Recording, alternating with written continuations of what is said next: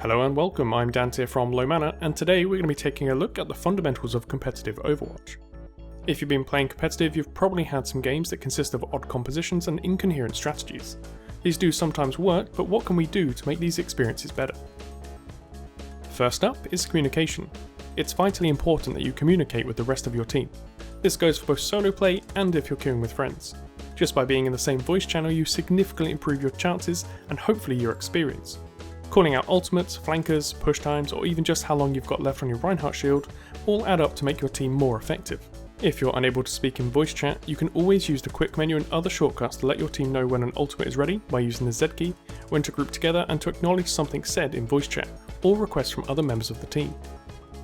Next up, pick yourself a handful of mains to focus on.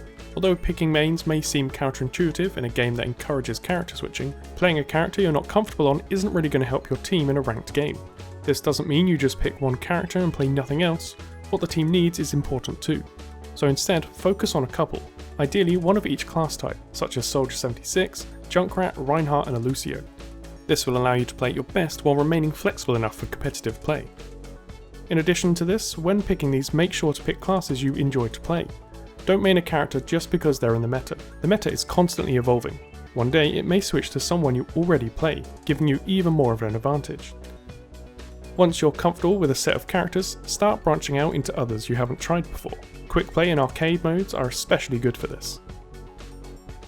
This takes us into what compositions we should be using.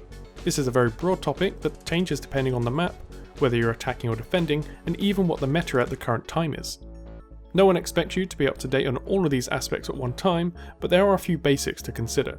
As I said earlier, speaking to your team is imperative, so take time at the start of each game to set out a general composition.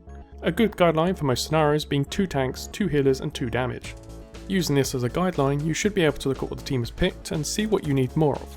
And if you've got a few mains to fall back on, you'll find you can spot fill much easier if someone is already playing your main damage or tanking class, etc. So now your team is talking together, you've settled on a composition you're hopefully all happy with, and it's time to push out onto the map. Here it's important to remember what you need to do to win. Play the objective. It may sound obvious, but it's a surprisingly common aspect many players forget about in the heat of a fight. If you're pushing a payload, you should have 3 players on it at all times. If you're contesting a point, fight on it, not next to it. Simple things that can make a huge difference. Feeding directly into this is knowing the role of who you're playing, what they counter and what is likely to counter you. If what you're playing isn't helping the team, then don't be afraid to switch even if you almost have full ult charge. Having an ultimate ability on a character that isn't benefiting the team isn't worth it. Switching to counter what you're struggling to deal with will in nearly every instance be a better decision, and your team will thank you for it. Lastly, Overwatch is a team game. Playing together will win you games even against better players. If your team can work together by combining these fundamentals, you should see an improvement in your play, a better experience overall, hopefully an increase in your rank, and more than anything, be fun. Thanks for watching this video. Let us know what you think of this episode in the comment section below. Is there anything else you think we should have included?